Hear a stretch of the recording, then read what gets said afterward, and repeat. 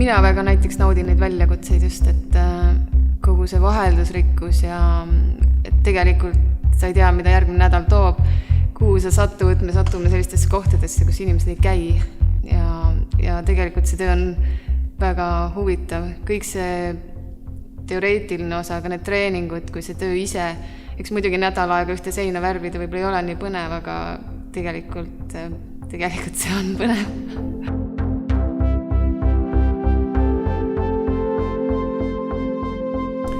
Tere, mina olen Mihkel Nurm, olen SkyProfi tegevjuht ja seda juba siis varsti 10 aastat ning lisaks olen veel siis IRATA level 3 ehk siis köietehnikuga saavutanud sellise kõige kõrgema ehk siis supervisory taseme.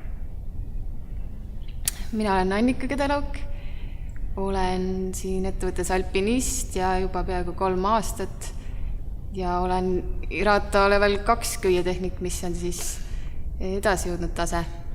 Töö seisneb siis turvaline töö kõrguses, ehk me oleme alternatiivlahendus tõstukitele ja tellingutele. Ehk siis tihti on siis lugu kuskile, kuhu ligi ei pääse muud moodi, siis me kasutame köisligipääsu meetodit ja teeme seal ära siis need tööd, mis on seal vaja teha. Peamised tööülesanded on meil puhastus, remont ja värvimine ja mõnikord ka paigaldus ja enamasti siis seotud katustel, fassaadidel või kõrgete lagedega, konstruktsioonide ja selliste objektide peal, kus muud moodi ligi ei pääse. Ja ka inspektsioon. Inspektsioon just, et me oleme silmad seal, kuhu tavaliselt kliendid ei näe. Ma arvan, et kõige olulisemad asjad on seotud sellega, mis on siis isikukaitsevahendid just selle köis ligipääsu teostamiseks. Alates siis kiiver, rakmed, laskumisvahend, tõusmisvahend, julgestusvahend, siis paras hulk mudru seal ja siis väga palju köisi ja väga palju karabine. Ja siis muidugi see töö ka, mida me ise peame tegema. Näiteks värvimise puhul, eks ju, pintslid, rullid.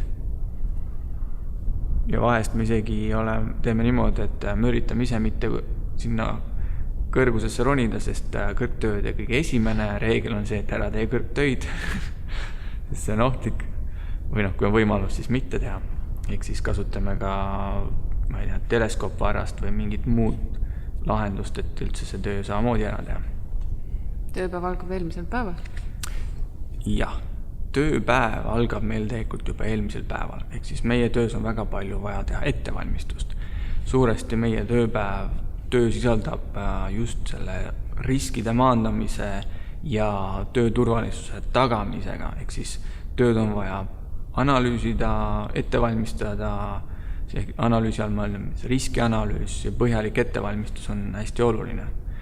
Et toome näiteks, et tavaliselt inimesed ei tule tööle ja ei vaata, kas ta töötool püsib püsti või et kuhu ta täna ennast kinnitab või et kas talle võib täna midagi pähe kukkuda või kas tema töö ise võib kellegile kahju tekitada. Et inimesed tulevad ja üldiselt jätkavad seal, kus neil eelmine päev pooleli jäi.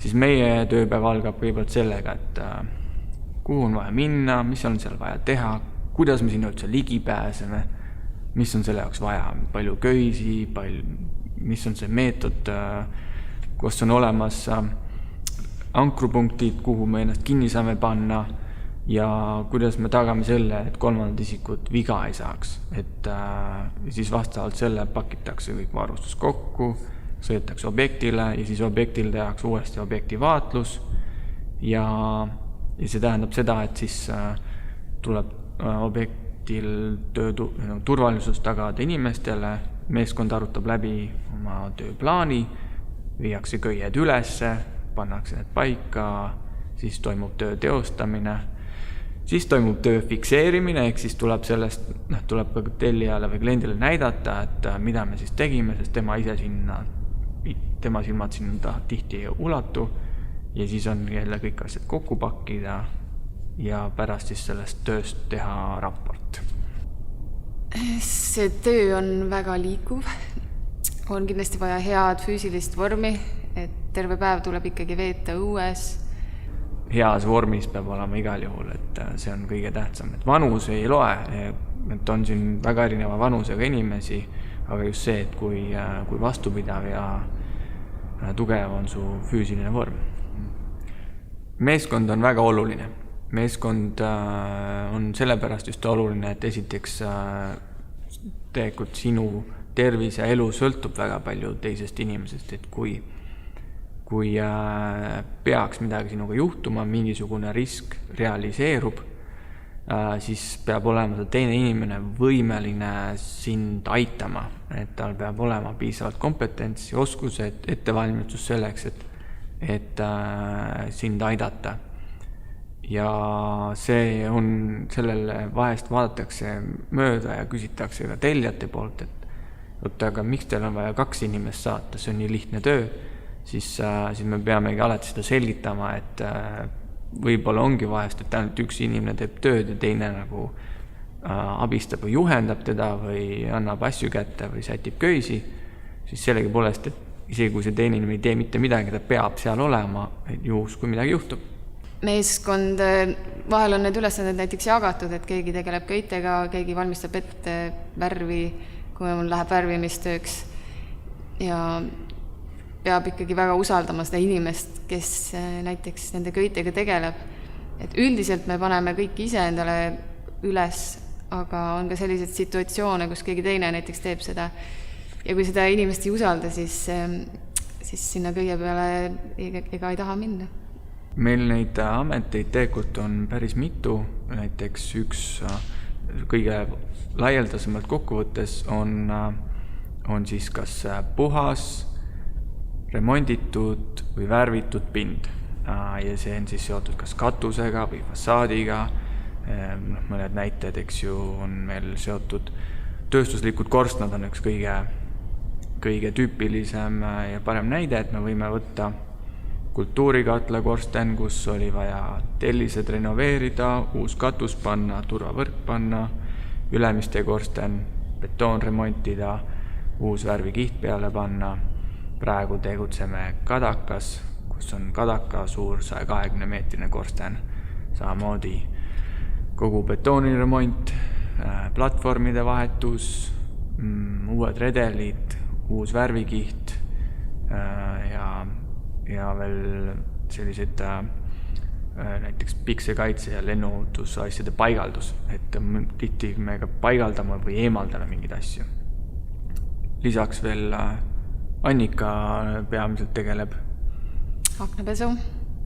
Ehk siis puhas aken või fassaadide pesu ja mõningad eraisikutele teeme ka asju, me veel teeme.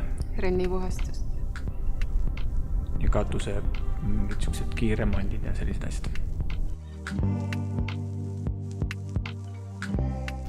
Ja kujutame, et meil on see töösituatsioon nüüd. Kõrgtööga tegemist. Mõtled küll milleks kiivrit vaja. Oled ju kõige kõrgemal tavaliselt. Aga tuleb kasuks. Siia ikka aeg-ajalt kukub midagi ülevalt alla ka.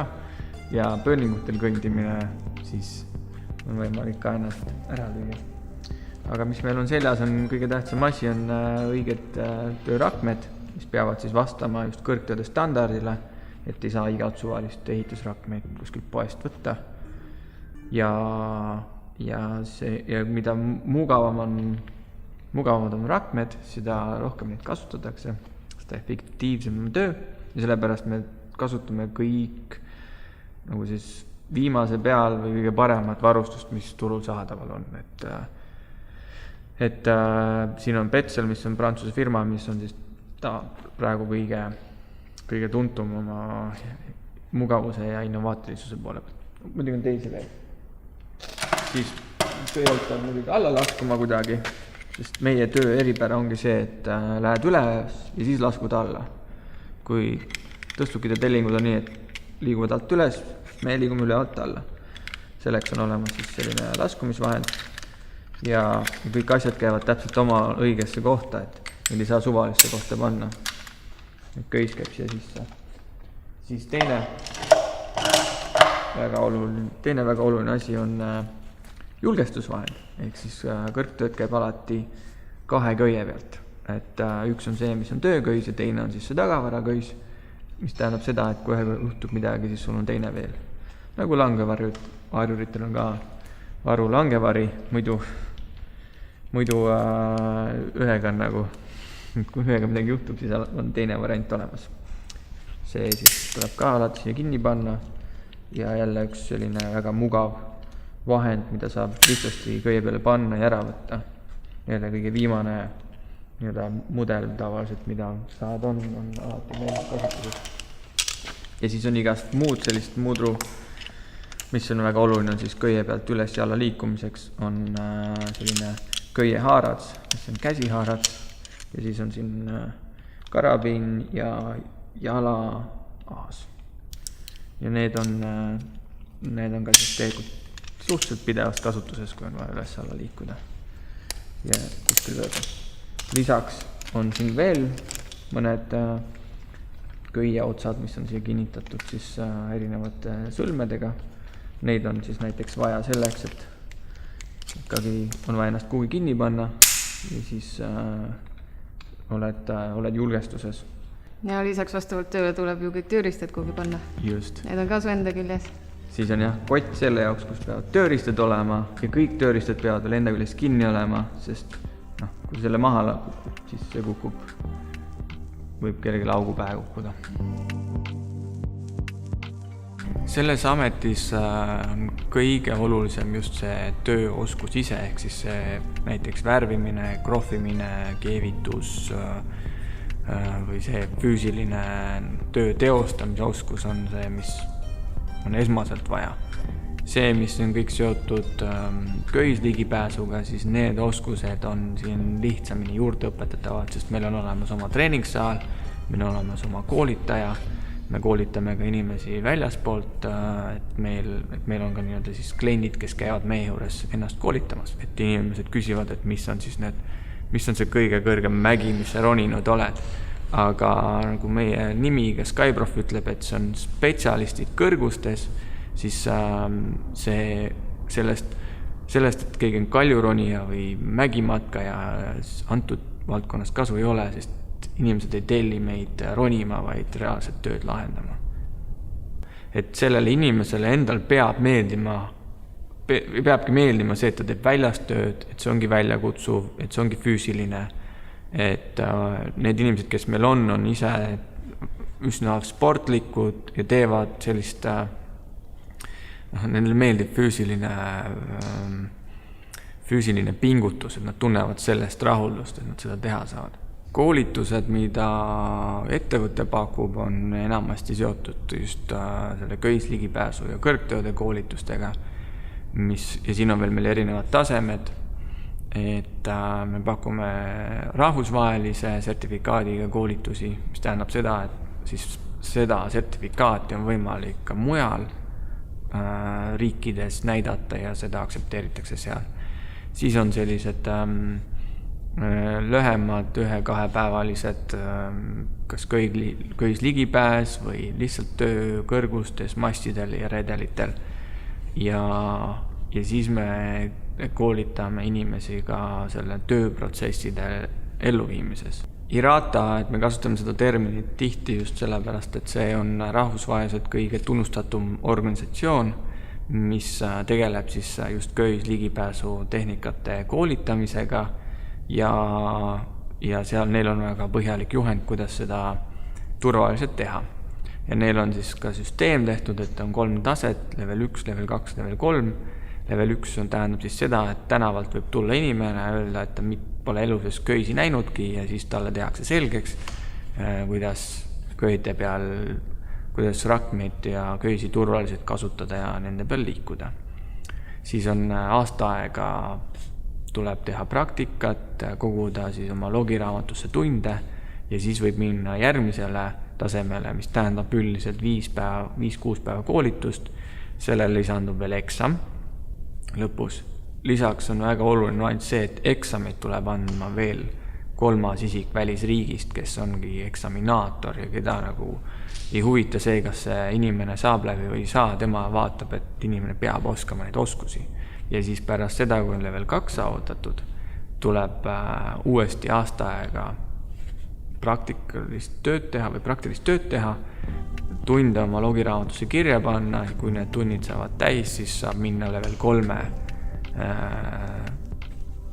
sertifikaati endale hankima, mis on jälle 5 päeva koolitust ja lõpeb siis eksamiga. Kui keegi soovib alustada kõrgtöödega või tulla näiteks SkyProfi tööle, siis esimene asi on see, et peaks vaatama, et mis on see oskus, mis ta siis saab pakkuda, mida võiks siin rakendada, ja ehk siis kas tal on mingisugune, või kui ta tahab näiteks värvida või aknaid pesta või mis ta tahab teha, eks ju, et vaadates siis neid teenuseid ka, mida me pakume.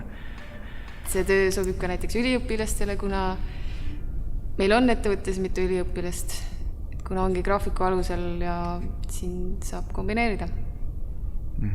Üldiselt on tähtis üliõpilaste puhul see, et see peaks olema mingid kindlad päevad, et sellised poolikud päevi on nagu raske teha. Minul on võib-olla kõige eredam kogemus helikopterist väljumise koolitus, mis on siis Helicopter Underwater Escape Training. Et simuleeritakse seda, et helikopter kukub vette, vajub vee alla ja kuidas sa sealt siis välja tuled.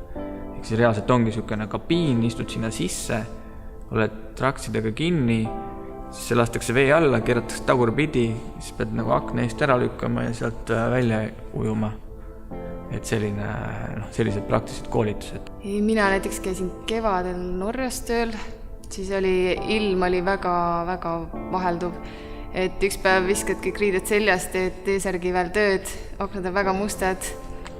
Järgmine päev põhimõtteliselt pakasega võidu, et saaks ruttu akna puhtaks, enne kui vesi seal peal ära jäetub. Ja siis pärast korjad köisi kokku ja kõik on lume all.